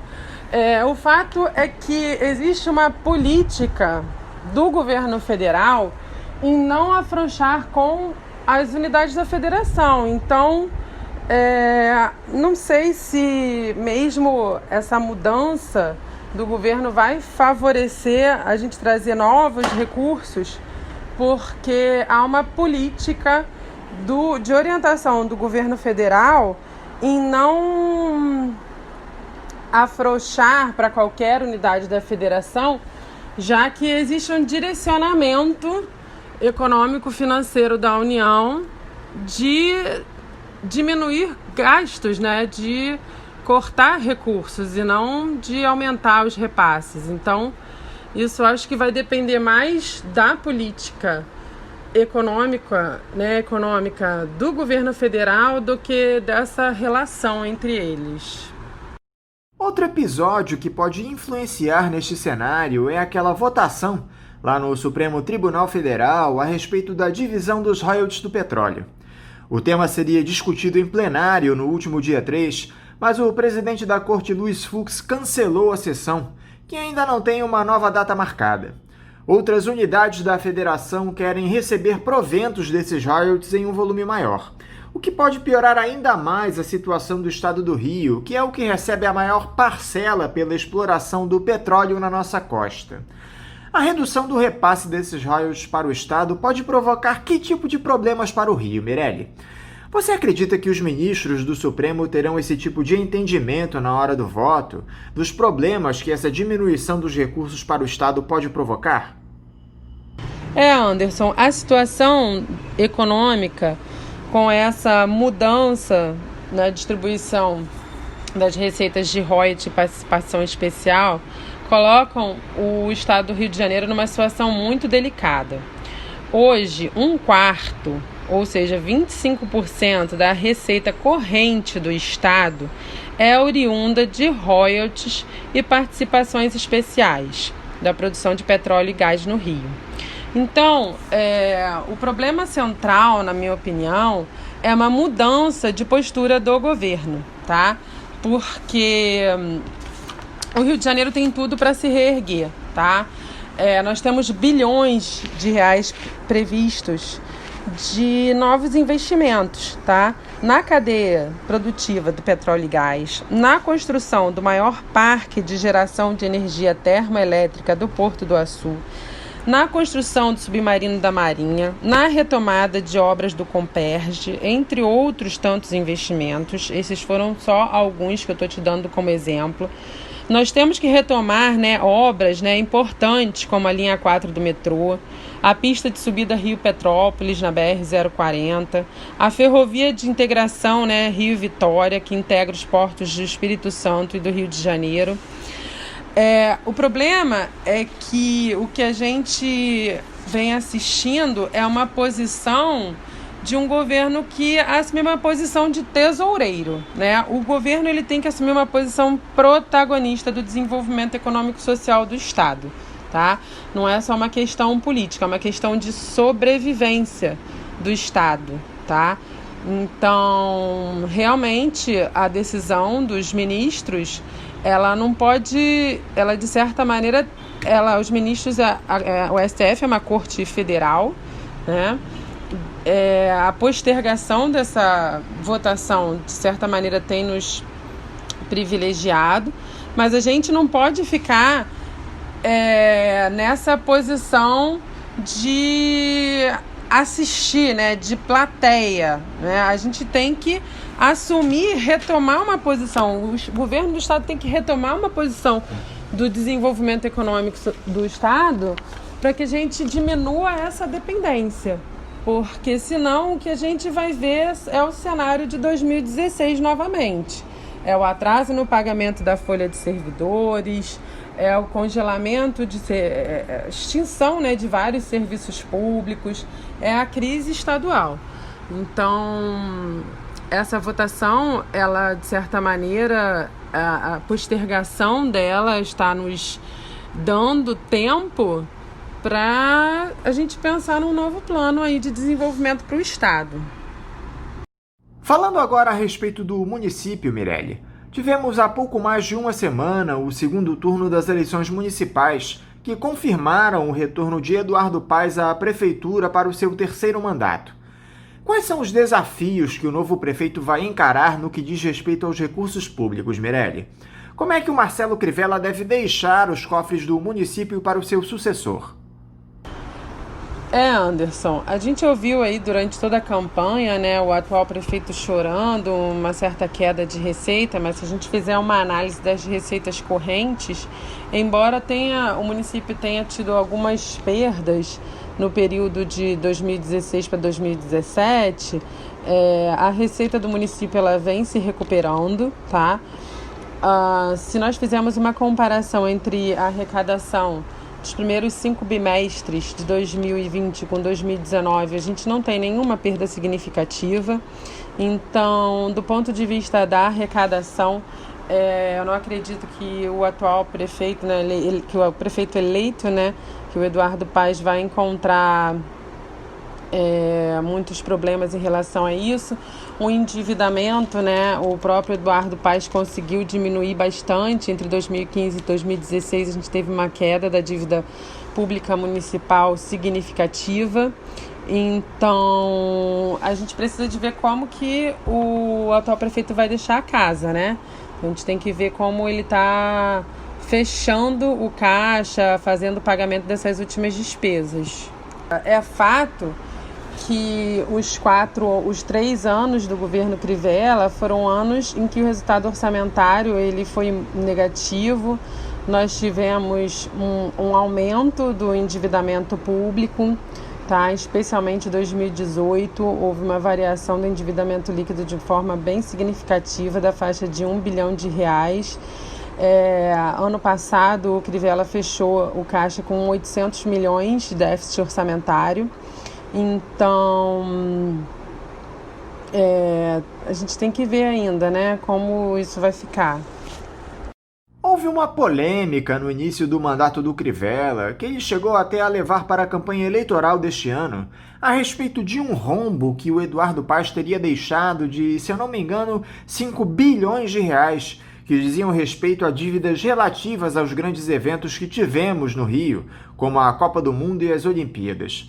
Procede essa informação, Mirelle, de que o Eduardo Paes teria deixado dívidas ao bispo licenciado da Igreja Universal? E você acha que o Crivella agora pode ir à forra, entregando um município sem recursos? Então, Anderson, é uma controvérsia que existe entre eles, né, de que, teoricamente, no final do mandato, em 2016, despesas que estariam restos a pagar não processados teriam sido canceladas como se não tivessem sido executadas, mas de fato elas teriam sido executadas. Então esses fornecedores e prestadores de serviços teriam ficado a ver navios. E teoricamente o Crivella ele teve que colocar tudo em dia, né? Ou teve que ir negociando com alguns fornecedores para ir pagando essa despesa que ficou meio que assim, né, fora da contabilidade municipal.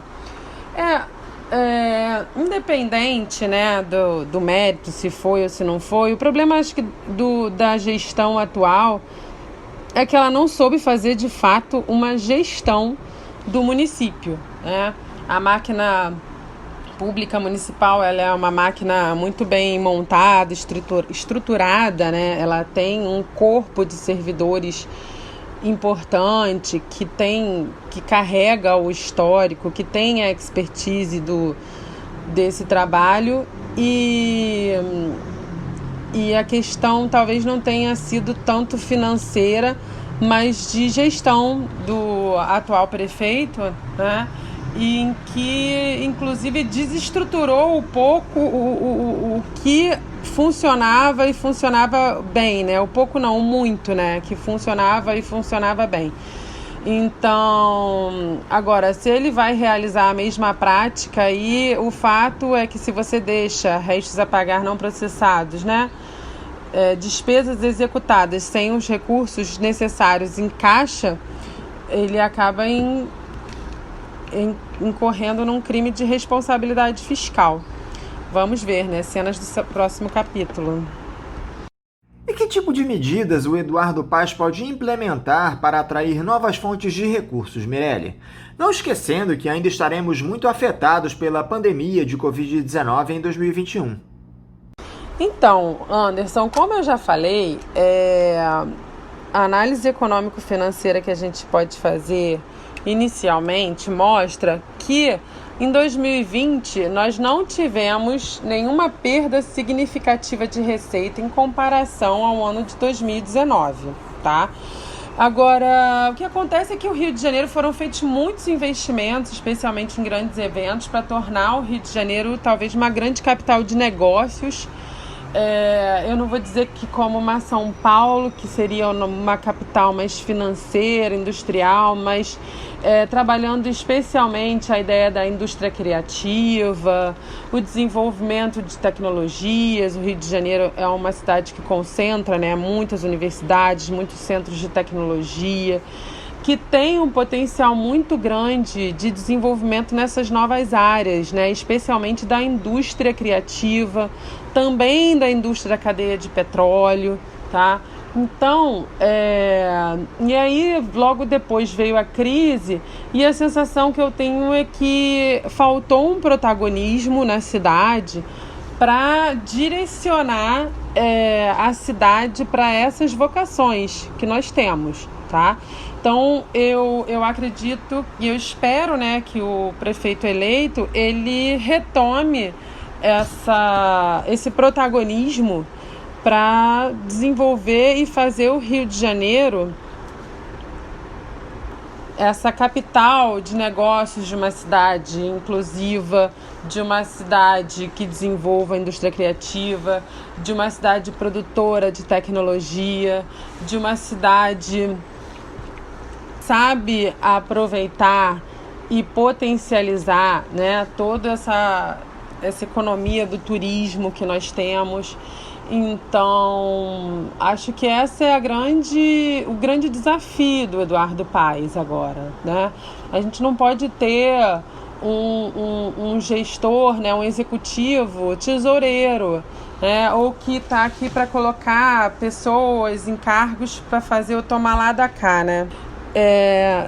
Essa ideia, né? O Rio de Janeiro, a cidade, o estado tem tudo para retomar uma posição de desenvolvimento econômico. A gente precisa de protagonismo dos nossos que seriam o nosso executivo, né? Dos nossos representantes. Todas essas discussões sobre recursos públicos, Mirelle, passam pelo desenvolvimento de um novo plano diretor eficiente para o município. Esse tema será debatido pelos novos vereadores já no início de 2021. Com essa formação que teremos no nosso parlamento, Meirelli, dá para esperar um plano diretor que venha atender às inúmeras demandas da população do Rio de Janeiro? O que é que você espera desse debate lá na Câmara dos Vereadores? Então, Anderson, acho que a questão é um pouco mais complexa, né? O que seria atender às demandas da nossa sociedade na discussão do plano diretor? Existem vários tipos de demandas. Existem as demandas das construtoras, que não querem respeitar as questões ambientais, que querem construir acima de certos gabaritos para poder ganhar mais. Existe a demanda da população, né? A necessidade hoje de você, por exemplo, habitar o centro, né? Que hoje tem um monte de prédios inabitados e vazios, e tornaria, se você transformasse esses prédios em prédios residenciais, trazendo essa população, seja das comunidades ou que moram longe, para habitar essa região, seria algo muito importante para a cidade, para a revitalização do centro. Então, eu acho que o mais importante nessa discussão é exatamente a organização da sociedade.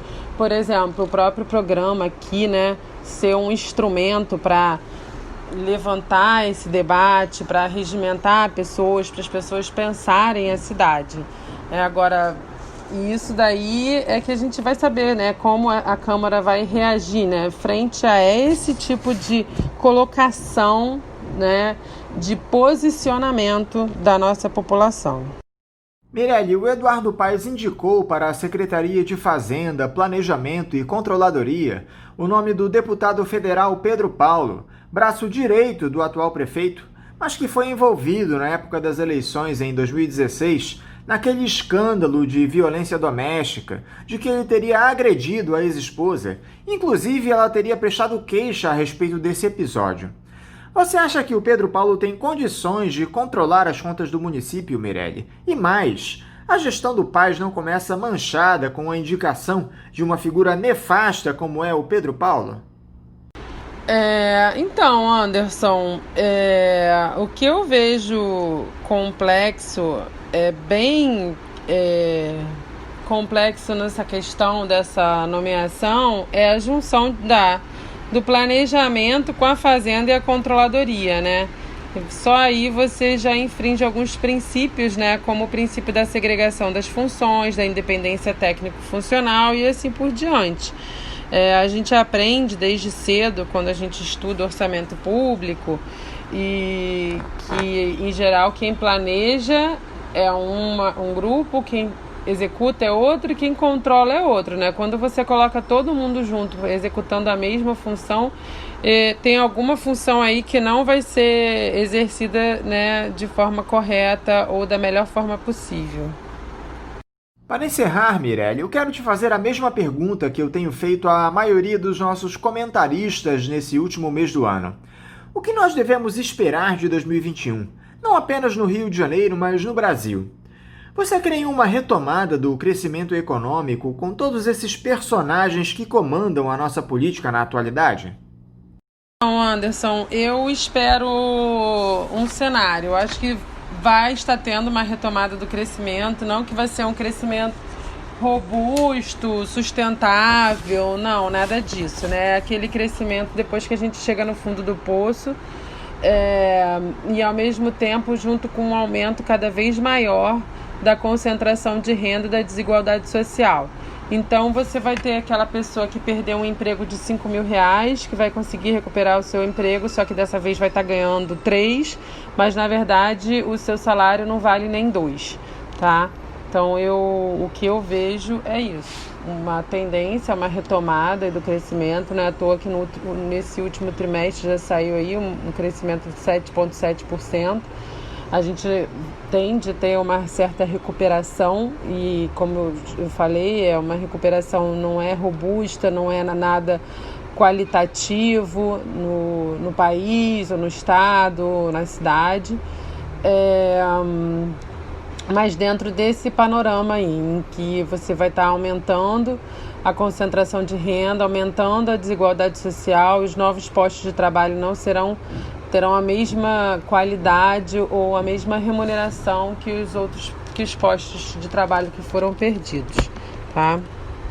Mirelle Malaguti, muito obrigado por novamente você estar aqui conversando conosco no programa e eu quero te desejar um ótimo dia de trabalho e um forte abraço. Obrigada, Anderson. Obrigada pelo convite. Um ótimo dia de trabalho para você também, para todos que nos escutam. Um grande abraço. Conversamos aqui com a economista, professora do Instituto de Relações Internacionais e Defesa, o IRID, da Universidade Federal do Rio de Janeiro, a UFRJ, especialista em orçamento público, Mirelle Malaguti. Como vocês, ouvintes, sabem, o Faixa Livre tem passado por um processo de transição nos últimos tempos, que provocou algumas mudanças e também adaptações às novas tecnologias. Uma delas é justamente a adoção de uma chave Pix, essa nova modalidade de transferência de valores para os ouvintes que desejam contribuir com qualquer quantia para a manutenção do programa. Portanto, para você que já aderiu a essa nova tecnologia, a chave Pix da conta do Faixa Livre é o nosso e-mail, ouvinte@programafaixalivre.com.br. Repetindo, a nossa chave Pix é ouvinte@programafaixalivre.com.br.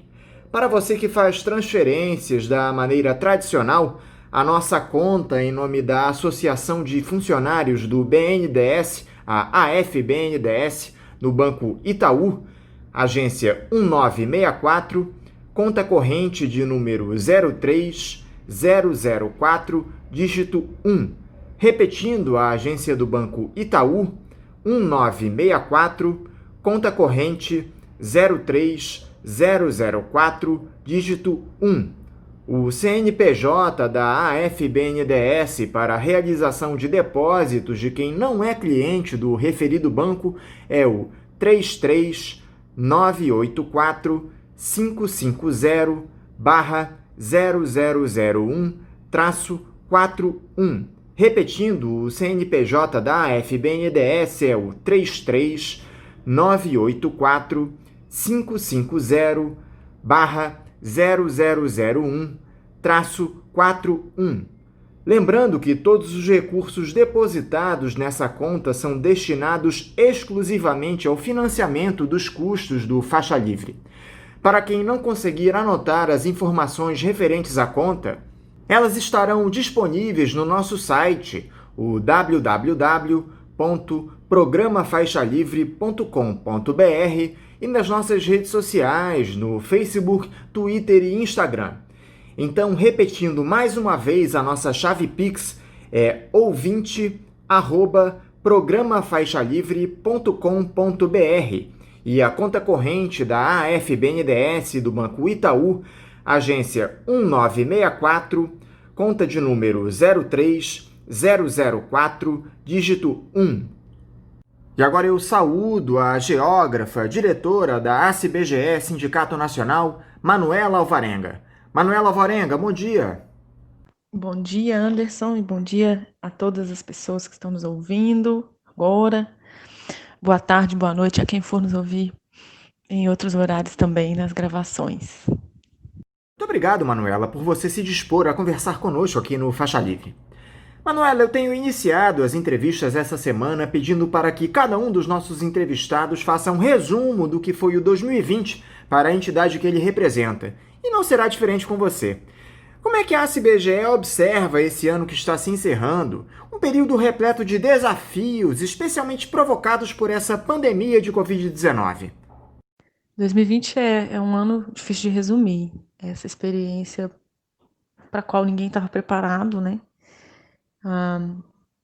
Uma experiência extremamente difícil para todo mundo e especialmente para o Brasil, um governo que negligenciou a pandemia, um governo que entrou para a estatística internacional como um dos piores, maiores índices de morte, dos que pior lidou com a pandemia.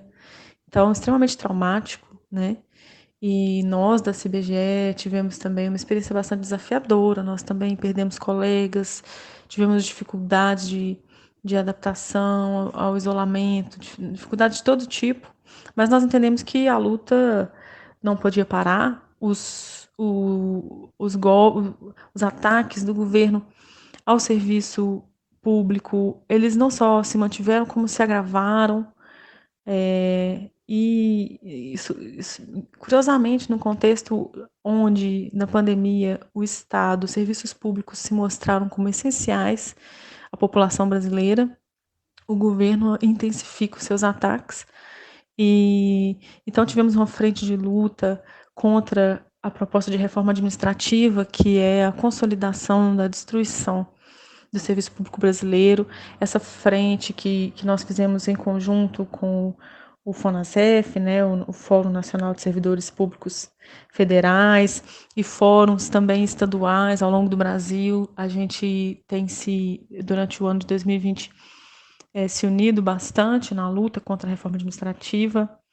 Hoje, quinta-feira, dia 10, inclusive, temos no calendário de lutas um Dia Nacional de Luta.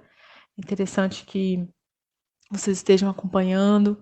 Então, essa frente de luta, ela foi uma frente muito forte, né? A gente tem que combater essa destruição, esse acirramento de ataques, essa vilanização do servidor público e do serviço público brasileiro. A gente também teve frentes de luta interna, reivindicações internas, né? Desde o começo da pandemia, a gente reivindicou que estivéssemos em teletrabalho, que a gente pudesse garantir o isolamento, medidas de segurança e garantia da saúde de todos os nossos trabalhadores. A gente reivindicou isso e fiscalizou em todas as nossas unidades estaduais de trabalho, unidades locais. A gente reivindicou ajuda de custos ao teletrabalho, melhores condições de trabalho e mais participação também nos debates relativos tanto ao teletrabalho quanto ao retorno do trabalho presencial.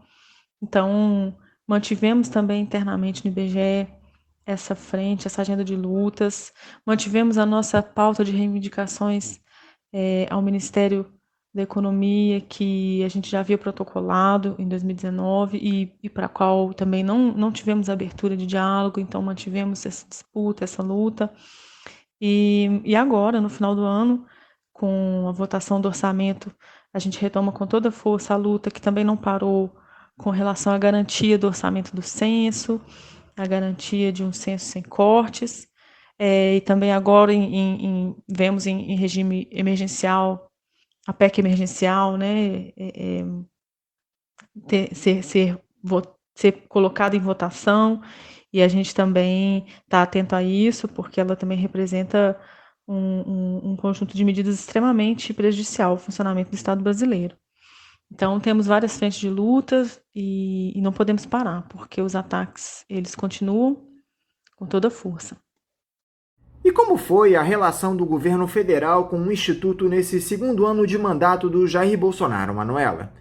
Nós tínhamos um panorama de contingenciamento de recursos para o IBGE, principalmente aqueles destinados para a realização do censo demográfico, que acabou não acontecendo por conta da pandemia. Por outro lado, vocês realizaram aquela pesquisa que chamaram de PNAD Covid, um esforço do Instituto para apoiar o combate à pandemia. A gestão Bolsonaro deu condições de trabalho a vocês em 2020, Manuela? O governo federal ele tem essa relação de negação com todos os órgãos produtores de informação, bem notável. Claramente é um medo de evidenciar seus retrocessos. É sempre bom lembrar a frase de Paulo Guedes ao sugerir cortes no censo, naquele primeiro momento de contingenciamento e de intervenções na elaboração do censo. Ele disse que quem pergunta demais descobre o que não quer, né? Falou isso dentro do IBGE. Então, essa postura de rejeição à informação, de difamação pública do órgão, de intervenção, ela se manteve ao longo de 2020. Claro, o adiamento do censo, com a impossibilidade de ir a campo, ele foi inevitável esse ano. Nós não tivemos desacordo com isso.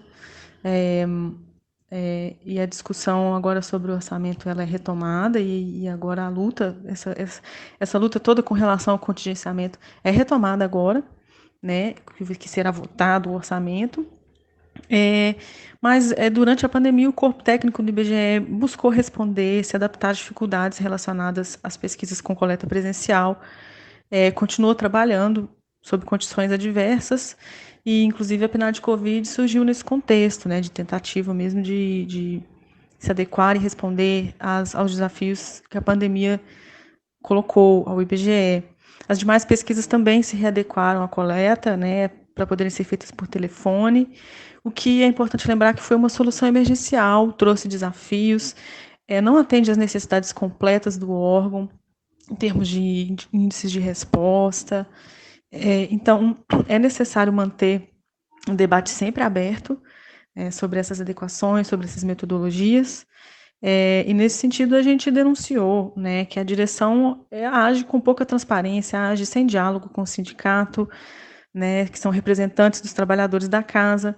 É uma atitude pouco democrática, é uma atitude prejudicial à circulação de ideias, a propostas abrangentes que pudessem dialogar com todas as esferas de trabalho do órgão, uma escuta maior que poderia ter ocorrido e que pode continuar ocorrendo, para a qual a presidência do IBGE se mostra bastante fechada.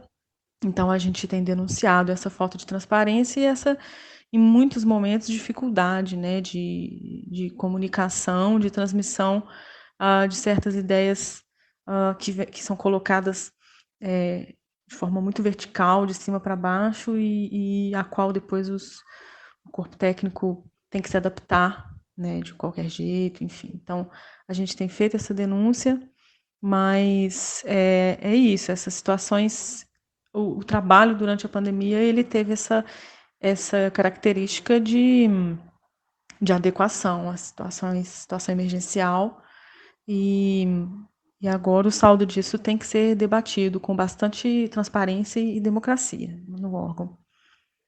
Qual foi o principal problema que os profissionais do IBGE enfrentaram esse ano, Manuela?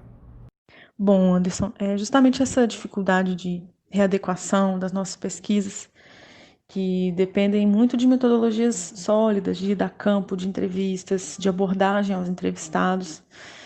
A readequação dessas pesquisas a um cenário onde todos devessem permanecer em casa foi delicada. A gente já tem um cenário extremamente complicado na casa, de déficit de pessoal, falta de pessoal, e também uma substituição.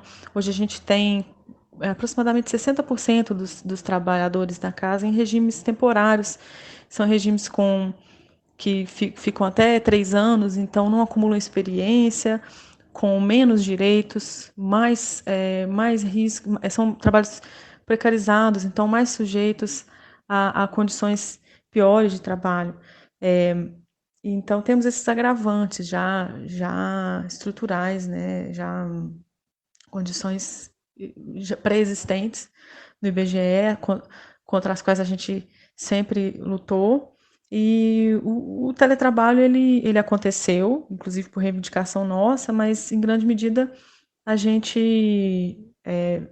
nós vimos que os trabalhadores arcaram com gastos relativos ao trabalho em casa, e nós fizemos uma pesquisa sobre a percepção, sobre como estava sendo o teletrabalho com nossos trabalhadores. A gente notou que muitos acabaram trabalhando mais horas, em condições inadequadas, sem um espaço adequado para isso, sem equipamentos com configurações necessárias, sem ergonomia.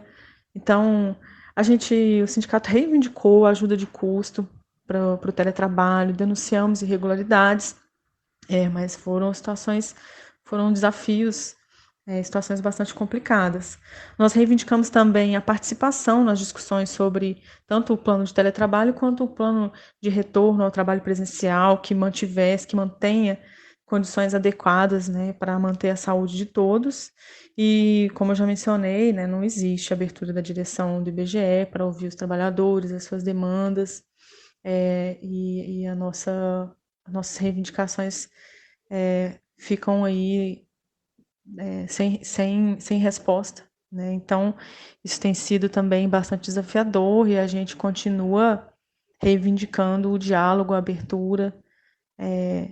Temos o ponto de vista do trabalhador e considerações importantes a serem feitas sobre os processos de trabalho do IBGE.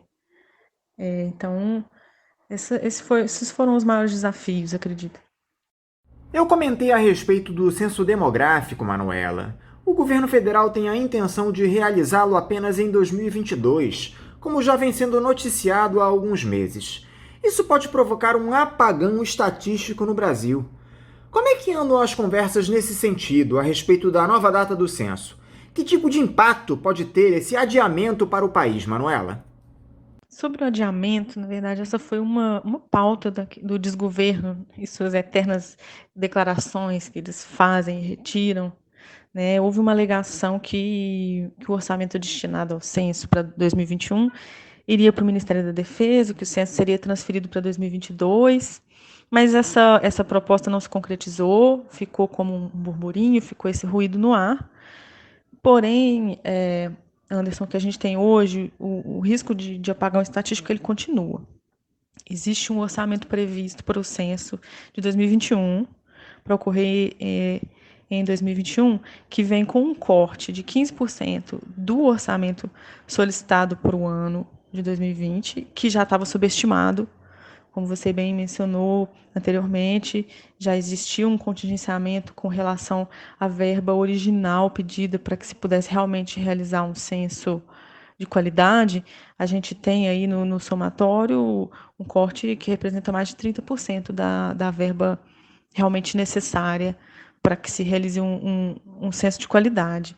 E para o ano que vem, quer dizer, esse orçamento que já estava subestimado, que veio agora no orçamento para 2021 com mais um corte, num cenário de pandemia, onde a verba original prevista, ela não só seria extremamente necessária, como outras atenções devem ser dadas aos planos e às condições de trabalho das entrevistas, por exemplo, e da campo. Nós não temos informação sobre previsão de vacinação para os profissionais que irão a campo, como será feito isso nesse contexto de pandemia que ainda não acabou.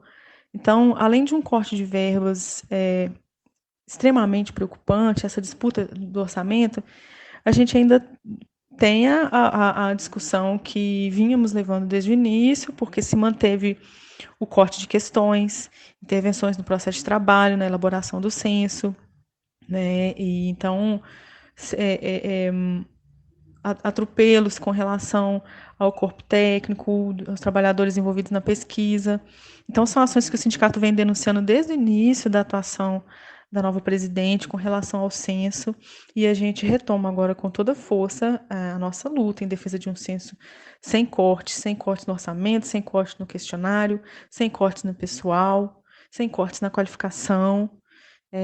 Então, o censo ele é uma pesquisa de extrema relevância para a sociedade brasileira, principalmente nesse contexto pós-pandemia, onde a gente vai precisar fazer essa pesquisa com toda a população para entender em que pé estamos. Então, tem essa previsão de realização em 2021, mas com um altíssimo risco, sim, de apagão estatístico, de como esse censo será realizado. A gente volta isso para a pauta com toda a força agora e temos que acompanhar com muita atenção. Os riscos, eles são reais, eles estão na mesa. É possível ter boas perspectivas para 2021, Manuela? O que é que vocês da ACBGE esperam para o ano que vem? Bom, a gente tem primeiro uma vontade, né? A esperança de que essa pandemia acabe logo, que a gente comece a se recuperar, né, dessa situação, né, que ainda não acabou. A gente tem a esperança de que ano que vem comecemos a melhorar, que a pandemia acabe, que isso seja resolvido. Com relação à conjuntura, ao cenário que se pinta para o ano que vem, ele é extremamente preocupante. Nós temos a percepção de que vamos precisar de todos em uma luta extremamente dura em defesa do serviço público, que está sofrendo inúmeros e crescentes ataques, um projeto claro de destruição. Então, além da luta que já mencionamos aqui, do orçamento necessário para a manutenção do censo, do próprio funcionamento do IBGE, da luta por condições de trabalho que vão garantir a saúde dos nossos trabalhadores enquanto essa pandemia não acaba, a gente vai precisar se envolver também nas lutas contra a PEC emergencial, que já está tramitando em regime de urgência, que vai servir para trazer mais cortes, de forma a sufocar completamente o funcionamento dos órgãos públicos. E vamos ter que manter a luta e fortalecer. A gente realmente vai precisar de todo mundo, fortalecer a luta que a gente veio realizando esse ano contra a reforma administrativa, que representa o desmonte do serviço público, como a gente conhece, para colocar no lugar uma frente de privatização, de apadrinhamento, consolidação da precarização do regime de trabalho no serviço público, fim dos concursos, aumento das possibilidades de intervenção de governos no funcionamento de órgãos públicos. É um verdadeiro desmonte. Então, e ele está bem apontado aí no cenário do ano que vem, é assustador e a gente vai precisar lutar junto, a gente vai se fortalecer, a gente precisa renovar a esperança de dias melhores, e essa renovação ela se faz no engajamento, no envolvimento, na luta, no afeto. A gente espero que a gente consiga se encontrar logo, todo mundo, né? E os desejos do sindicato e as perspectivas é de que a gente vá reconstruir, vá se recuperar na luta e vamos enfrentar os ataques que não se encerraram, não pararam, né, com relação ao serviço público brasileiro. Manuela Alvarenga, muito obrigado por mais uma vez dialogar conosco aqui no Faixa Livre. Eu quero também agradecer a parceria da ACBGE com o programa Faixa Livre no ano de 2020. Desejar a você um ótimo dia de trabalho e um forte abraço. Obrigada, Anderson. Nós é que agradecemos a parceria, o apoio constante, a nossa luta, um apoio primordial na divulgação das nossas pautas, das reivindicações, sempre presentes aí. Vamos junto, um grande abraço e até a próxima. Conversamos aqui com a geógrafa e diretora da ACBGE, Sindicato Nacional, Manuela Alvarenga. E vamos encerrando a edição de hoje do Faixa Livre, convidando todos vocês para amanhã, a partir das 8 da manhã, estarem novamente ligadinhos na Rádio Bandeirantes 1360 AM para mais uma edição do programa. Um abraço a todos vocês e até amanhã!